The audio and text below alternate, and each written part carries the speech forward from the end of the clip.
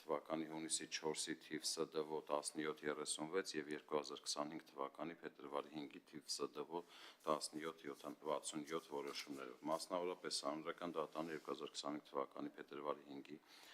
1767 որոշմամբ արձանագրել է, որ քրեական դատավարության օրենսգրքի 12-րդ հոդվածի առաջին մասը, որը վերաբերում է քրեական հետապնդումը բացառող հանգամանքներին, պետք է արգելի քրեական պատասխանատվության ոչ ենթակա անձի նկատմամբ քրեական հետապնդում հարուցելը։ Հետևաբար, բացառի ինչպես քրեական պատասխանատվության ոչ ենթակա անձի նկատմամբ քրեական հետապնդում հարուցելը, այնպես էլ նման հետապնդումը շարունակելը նշված արգելքի խախտված լինելը պարզելու դեպքում։ Նշվածից ելնելով Սահմանադրական դատարանն արձանագրել է, որ քրեական պատասխանատվության տարիքի չհասած անձի նկատմամբ քրեական հետապնդումն արգելված է քրեական օրենքով, իսկ քրեադատավարական օրենքը պետք է ամրագրի բացառապես վարույթային կարգավորումներ չհակասելով նյութական օրենքին, այսինքն քրեական օրենսգրքին։ Նախագծով առաջարկում է քրեական դատավարության 12-րդ հոդվածի 2-րդ մասով նախատեսված ռեաբիլիտացնող քրեական հետապնդում բացառող հանգամանքների շարքում դասել նաև նույն հոդվածի 11-րդ կետով նախատեսված հիմքը, այն է անձն արարքի կատարման պահին չի հասել քրեական պատասխանատվության ենթարկելու օրենքով նախատեսված տարիքին։ Առաջարկում է նաև փոփոխություն կատարել նույն հոդվածի 4-րդ մասում, բացառելով արարքի կատարման պահին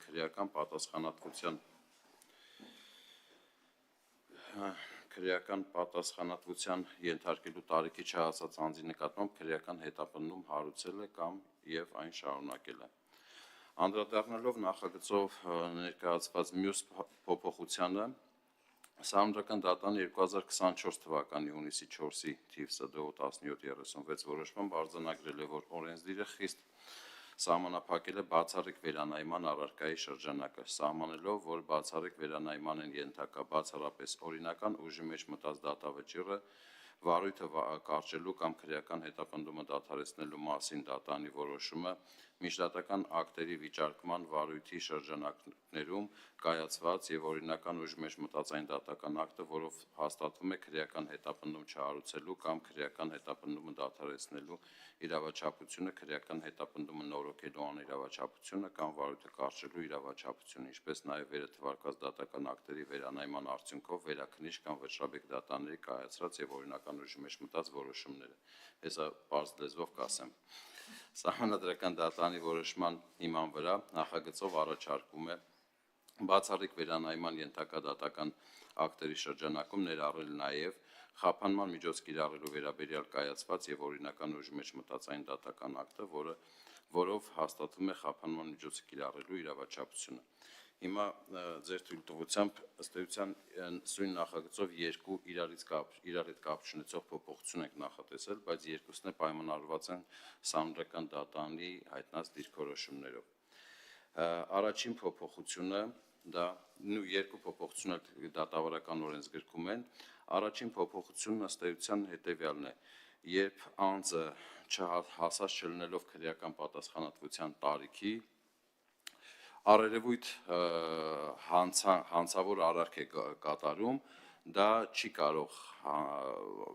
որակվել որպես հանցագործություն, որովհետև սուբյեկտ չկա, եւ այդ հիմքով ուրեմն քրեական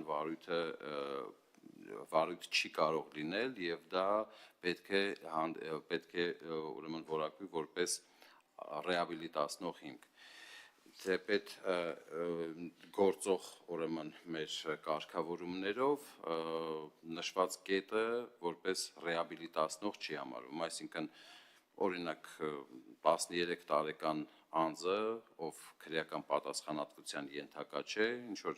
հանցավոր հակաիրավական արարք է կատարում,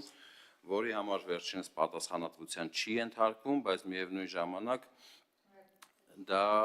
ոչ արդարացնող հիմքով է ուրեմն քրեական վարույթը կարճվում։ Սահմանադրական դատարանը իրավացիորեն արձանագրել է, որ սա չի կարող ուրեմն նման մոտեցում լինել եւ դա հակասահմանադրական է, որովհետեւ քանի դեռ չկա հանցագործության սուբյեկտ, չի կարող լինել հանցագործություն, իսկ եթե չկա հանցագործություն, չի կարող լինել ոչ ռեաբիլիտացնող ինչ որ հիմք։ Սա առաջինն էր, իսկ երկրորդով փաստորեն բացառիկ վերանայման դեպքերի մեջ ավելացվում է խափանման միջոց կիրառելու մասին օրինական ուժի մեջ մտած ուրեմն դատանի որոշումը,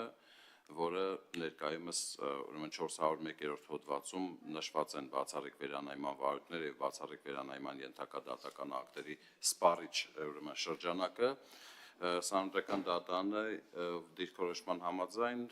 այստեղ ավելացում է նաև խափանման միջոց կիրառելու մասին օրինական ուժի մեջ մտած դատական ակտը, որը նախագծի ընդունման դեպքում նույնպես ենթակա կլինի բացառիկ վերանայման նոր կամ նորի հայտ եկած հանգամանքների ուժով։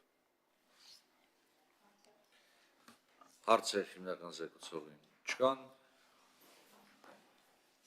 Հարակից զեկուցողի Ղազարյանի խոսքը փոխանցեմ, խնդրեմ։ Շնորհակալ եմ շատ, ես էլ կարճ կլինեմ, ինչպես հիմնական զեկուցողը նշեց, նախագծի հիմնական նպատակը դա քրեադատավարական նորմերի համապատասխանությունն է սահմանադրությանը եւ ես կոչ եմ անում գործընկերներիս կողմ քվեարկել նախագծին։ Հարցեր հարակից զեկուցողին չկան, ելույթներ չկան, եզրափակիչ ելույթի կարիք չեք տեսնում, պարոն Քոչարյան, եզրափակիչ ելույթի կարիք տեսնում եք։ Ոչ, խնդրում եմ դրական եզրակացությամբ Մշակվեց չէ, հարգելի գործընկերներ, քվեարկության ընդունում կառավարության կողմից ներկայացած Հայաստանի Հանրապետության քրեական դատավորության օրենսգրքում լրացումներ եւ փոփոխություններ կատարելու մասին օրենքի նախագիծը ով է կողմ նախագծի ընդունմանը դեմ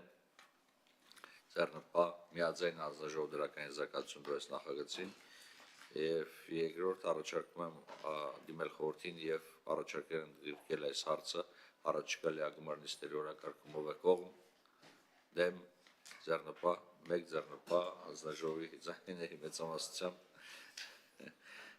հանձնաժողովը առաջարկեց առաջարկել խորհրդին ընդգրկել այս հարցը